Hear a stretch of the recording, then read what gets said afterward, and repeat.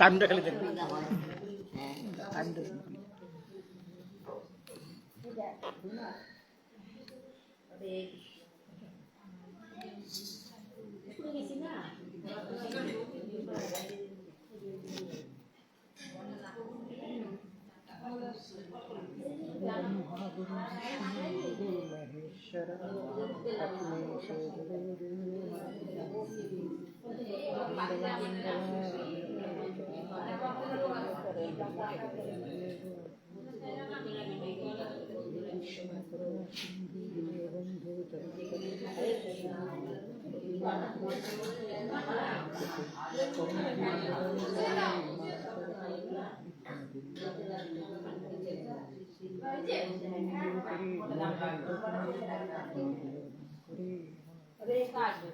हरे कृष्ण कृष्ण कृष्ण हरे हरे हरे राम राम राम हरे हरे हरे कृष्ण कृष्ण कृष्ण हरे हरे हरे राम राम राम हरे हरे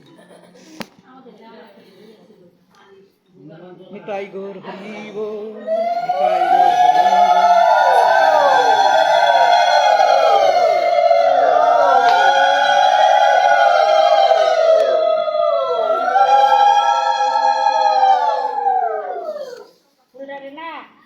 তুলসী পাতাটা দিবা, তুলসী পাতাটা প্রসাদি, সবাই প্রসাদ নেয় এটা। তারপরে ফুলটারে নিয়ে তোমরা যোগ করে এরকম করে দিয়া পরে রাম সিংহা পরে ফালাবা। তুলসী পাতাটা দিবা হাতে, তুলসী পাতাটা প্রসাদি কিন্তু হয়, এটা সবাই নেয়। অরে রাধে রাধে। ঠিক আছে, আর হবে না।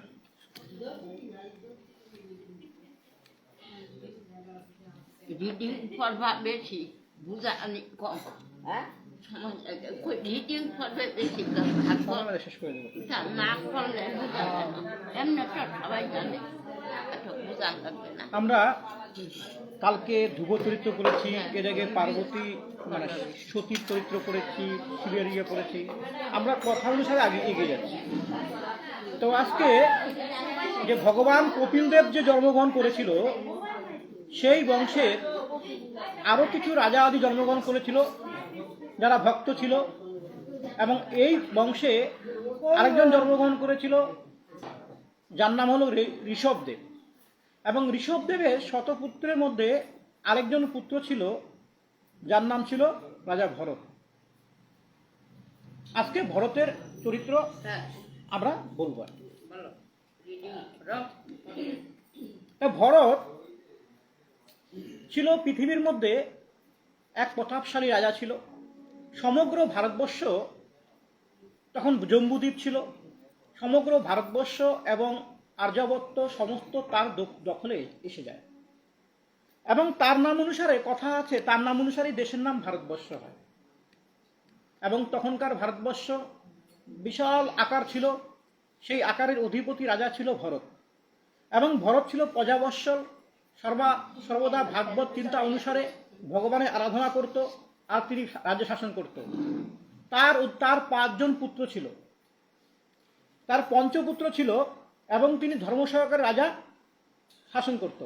সেই শাসনের মধ্যে তিনি সবসময় তার ভগবান চিন্তা, ভাগবত চিন্তা, সবসময় প্রজাদেরকে মানে ঋণ দান এসব করত, প্রজাদেরকে ভরণ পোষণ করত। তার সময়ে সমগ্র দেশে একজন শান্তির বিরাজ করত, এবং তিনি কথিত আছে তিনি প্রায় 30,000 বছর রাজত্ব করেন। এবং সেই সময় আর যে সাম্রাজ্য আছে, সেই সাম্রাজ্যটাকে আমি আমার 5টা পুত্রের মধ্যে ভাগ করে দেব। আমি চলে যাব ভগবানের আরাধনা করতে, অর্থাৎ ভগবানের চরণে, শ্রী হরির চরণে সান্নিধ্য লাভ করব।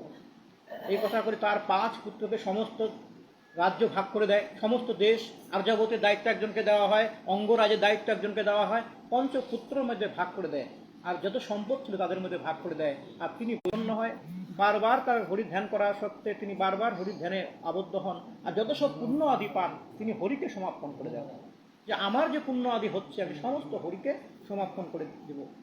এই ধ্যান করতে করতে এক সময় ওই আশ্রম থেকে এক নদীর কিনারে গিয়ে বসতি স্থাপন করলেন। ওখানে এক ছোট্ট একটি আশ্রম তৈরি করে সেখানে থাকতো, এবং সেখানে একদিন ওই গণ্ডকী নদীতে চান আদি করতে সিংহ গর্জনে, হরিণ তো ভীতু প্রাণী, কিছু শব্দ হলে ওরা দৌড়ায়, তাই সেই হরিণ কি করলো, প্রচণ্ড বেগে নদীকে পারাপার করাতে লাফ দিল।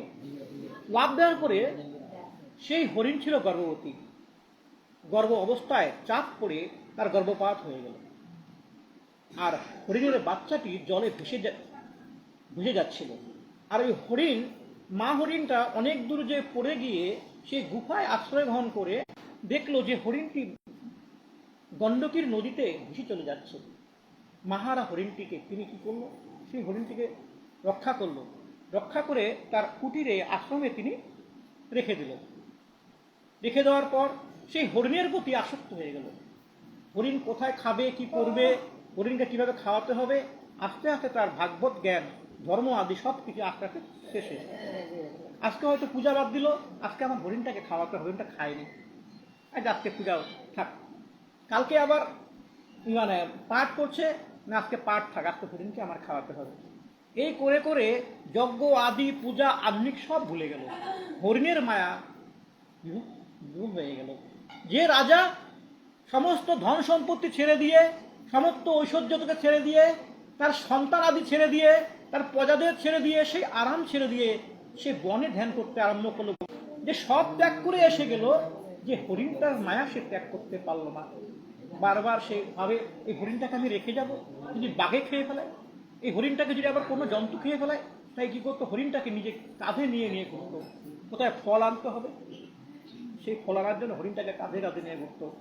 একদিন কি হলো, বারবার চিন্তা করছে আমি তো মারা যাব, আমার হরিণটা কি হবে, আমি মারা যাওয়ার প্রমাণ করার পরে সে বুঝতে পারলো, কারণ তিনি তো ধার্মিক ছিল, পূর্বে জন্মে কি হয়েছে তিনি বুঝতে পারলে, যে আমি ভাগবত সাধনায়, ভগবানের সাধনায়, কথা আছে ভগবানের সাধনায় আমি সেই বনে এসেছিলাম, আজকে আমি সেই হরিণের মায়া আবদ্ধ হয়ে আজকে আমি আবার হরিণ রূপে জন্মগ্রহণ করেছি, তা আমি তো আমার সেই জন্মে আমি ভুল করেছি, এই জন্মে আমি আর ভুল করব না, আমার দেহ হরিণ হয়ে গেছে। তারপরে কি করলো, যে করতে চাই না, তখন কি হলো, আর যখন খাওয়া ছেড়ে দিল, তখন সেই গণ্ডকীর নদীর তীরে একদিন তিনি তার দেহ ছেড়ে রাখলেন। এইবার তিনি জন্মগ্রহণ করলেন ব্রাহ্মণের ঘরে। ব্রাহ্মণের ঘরে জন্মগ্রহণ করার পর যেহেতু তিনি ধার্মিক, তিনি কপিলের বংশের জন্মজাত, তিনি অনেক ধর্ম করেছিলেন, তিনি জানে যে সে তার পূর্বজন্মের কথা বলতে পারলো, বলছে আগের জন্মে আমি হরিণ হয়ে জন্মগ্রহণ করেছিলাম, তাই আমি ভগবানের সামনে যেতে পারিনি, ভগবানের সেবা করতে পারিনি, আমার ভুলের জন্য আমি হরিণ রূপে জন্মগ্রহণ করেছিলাম। এবার আমি মায়া আমি আবদ্ধ করবো না। জন্মের পরে সে কথা বলতো না, সে সবই জানে, কথা বলতো না, বোবার মতন থাকতো। তার পিতা ছিল প্রচুর ধার্মিক, তার মাতাও ধার্মিক ছিল, এবং তার মাতা একসময় মারা যায়। তার মা চিন্তা করতে হবে ছেলের কী হবে, ঠিক মতো কথা বলে না, মানে সব ভাইদের সাথে পিছিয়ে যায়, এই সন্তানের কী হবে। মা তো সবসময় চিন্তা থাকে যে আমার সন্তানটা ভালো করে লেখাপড়া করতে পারে, লেখাপড়া করাতে হবে। সব সন্তান তো আমার লেখাপড়া করে, তাকে শাস্ত্র আদি শেখার জন্য দেওয়া হলো, সে কিন্তু শিখছে না, কিন্তু সে সবই শিখছে, সে তো পূর্ব জন্ম থেকে তার শক্তি, আধ্যাত্ম শক্তি পেয়ে এসেছে। একটু কথা কম কথা বললো, সে পূর্বজন্ম থেকে সমস্ত শক্তি তার মধ্যে এসেছে, ভাগবত শক্তি, এবং সে যত তাকে শাস্ত্র আদি শেখানো হয় সে সব শুনে, কিন্তু কথা বলে না। এই করতে করতে তার বাবাও মারা গেল, তার বাবা চিন্তা নিয়েও তাকে মারা গেল। আর তার ভাইরা কি করলো, তাকে বলছে এই তো মানে কোনো কাজের নাই, পাগল, কথা বলতে পারে না। তাকে যে পৈতা দেওয়া হয়েছিল সেই পৈতা নোংরা হয়ে গেছে, চান করে না, রাস্তায় আদি শুয়ে থাকে, যে যা দেয় তাই খায়। মনে হয় কিছু পাগল লোক আছে না, যে মনে করে এই আমার বাড়িতে এইটা কাজ করে দিত, ও বলে আমার বাড়িতে এই কাজ করে, সবটাই ওরা দিই। এবং তাকে খাওয়া দেওয়া হতো কুকো ধরা চাল, পুকো ধরা ছোলা এবং যেইটা পচা নষ্ট হয়ে যাওয়া খাবার তাকে দেওয়া হতো। আর সে এটাই মহা আনন্দের প্রসাদ মনে করে, ভগবানের প্রসাদ। যে দিত তার সমস্ত শরীর চান না করার ফলে সমস্ত শরীর ময়লা আদি হয়ে গেছে, তার পৈটা নোংরা হয়ে গেছে, কেউ তাকে ব্রাহ্মণ বলে মনে করে না, সত্যি সে ব্রাহ্মণ মনে করে না। এবং কিন্তু তার মুখটা গঠনটা দেখে মনে হয় সত্যি সে দেবতা, তার চোখের গরম থেকে মনে হয় সত্যি ভগবানের কোনো কিছু আঁকের মধ্যে। কিন্তু তার ভাইরা তাকে সে নজরে দেখে না, তার পাণ্ডিত্য বুঝতে পারে না। এ করে করে ভাই তাকে বলা হয় তুই খ্যাত পাহারা দিবি, তুই জল যেখানে চলে যায় ওখানে পাহারা দিবি, আর তাকে সেই পচা একটু এসব খাওয়া দেওয়া হয়।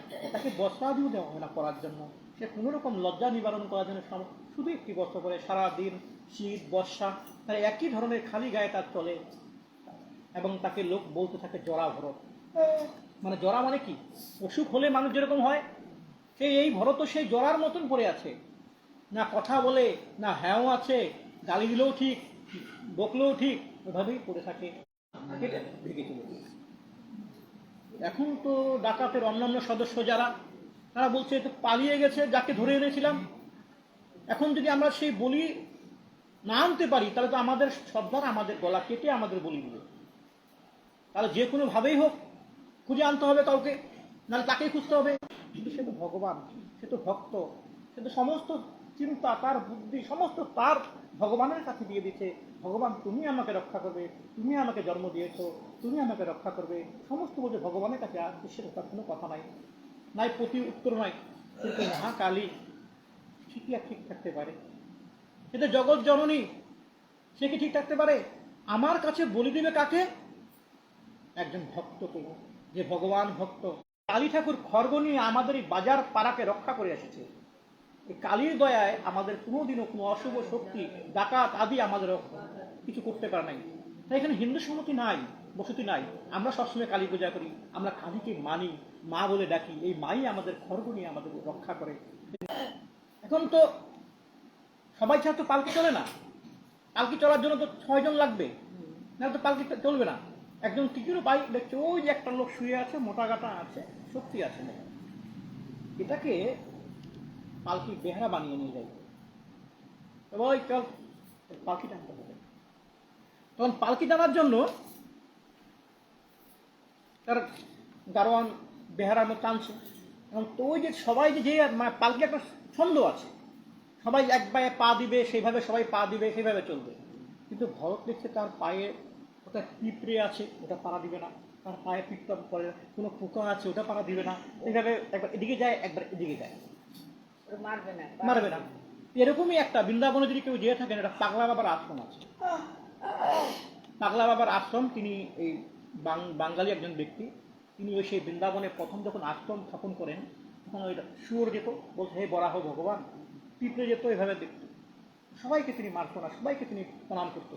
বৃন্দাবনের লোক দেখলো, আমরা তো অনেক সাধু দেখেছি, কিন্তু এর তো একদম সমস্ত জীবকুলকে প্রণাম করে, মাছি গেলে তাকেও প্রণাম করে, সাপ গেলে তাকেও প্রণাম করে। ওই তার মন্দির, পাগলা বাবা মন্দির আছে বৃন্দাবনে। তো সে এরকমই সেই ভরত পিঁপড়াকে মারবে না, তার পায়ে যাতে কোনো কিছু স্পর্শ হয়ে না মারা যায়। তখন তো পালকি যে ঠিক তাল মতে না চলে, পালকি তো দোল দোল করবেই।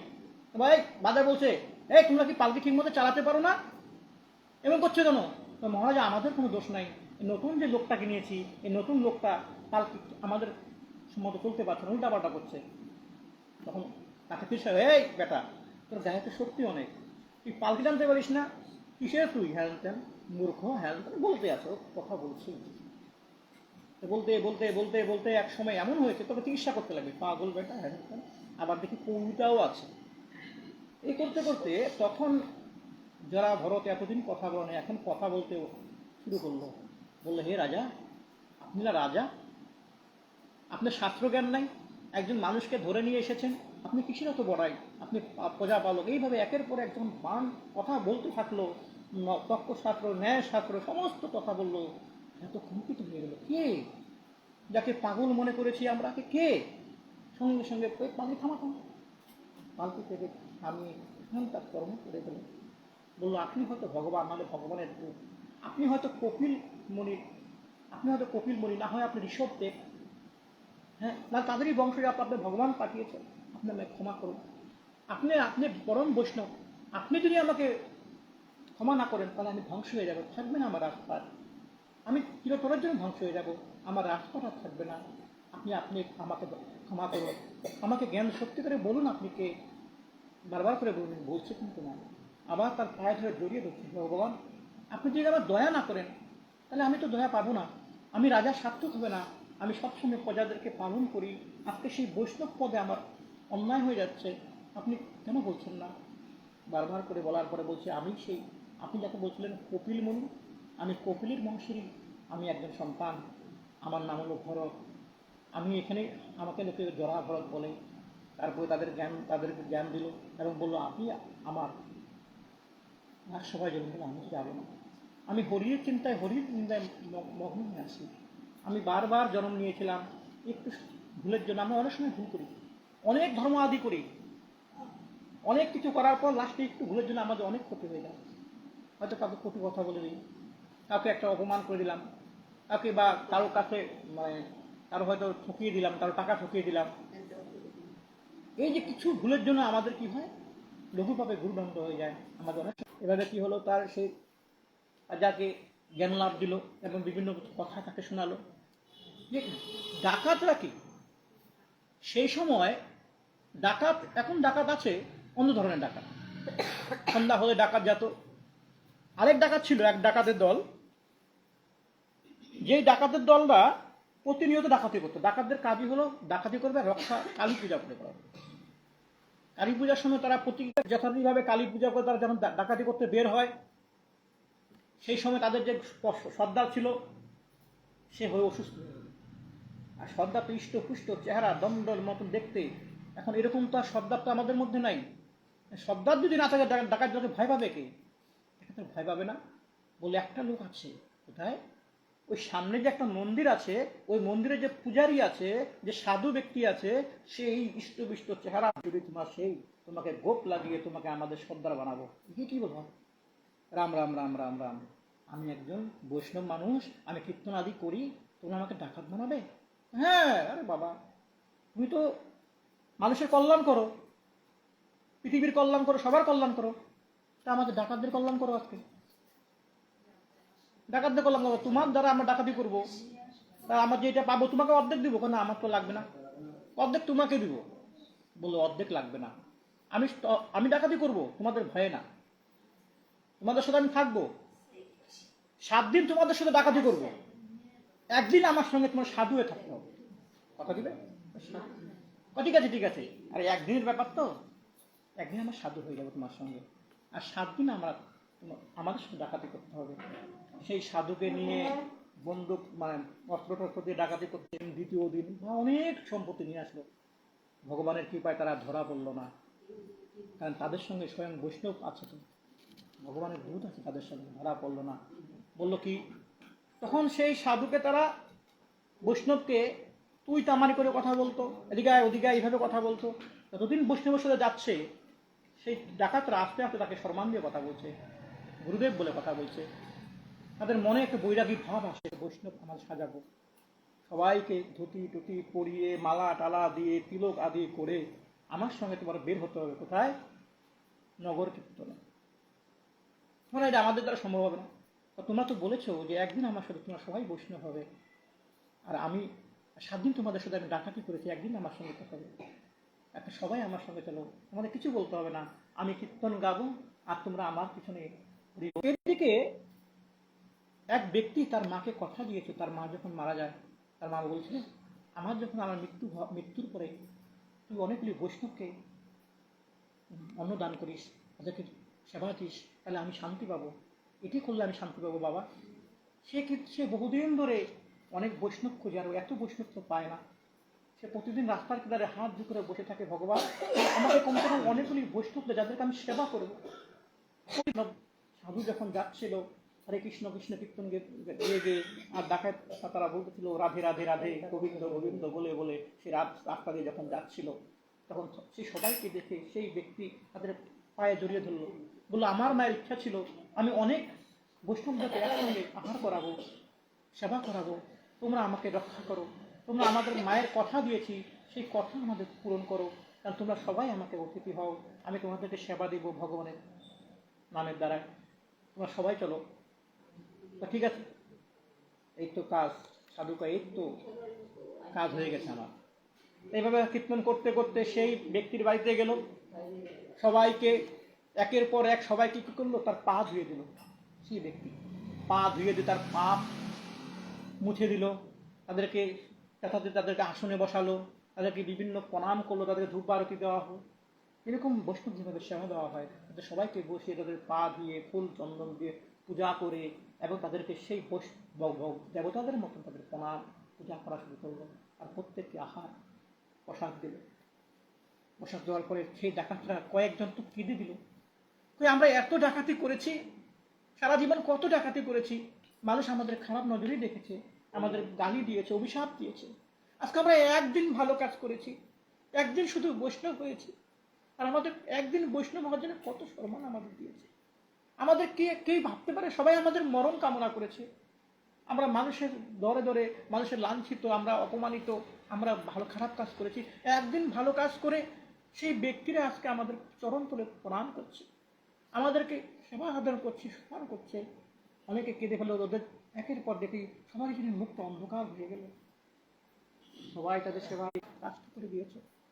আমি ধন্য তোমাদেরকে, আবার তাদেরকে প্রণাম করি, তাদেরকে বিদায় দিল। এবং বিদায় দিতে দিতে সময় আর কারো মুখে আর কথা নেই, কেউ সবাই যেন বুবা হয়ে গেল মুহূর্তের মধ্যে, কারো মুখে কথা নেই। তখন বলল, এই সবাই মন্দিরে এসেছে তো, চলো ডাকাতি করতে হবে,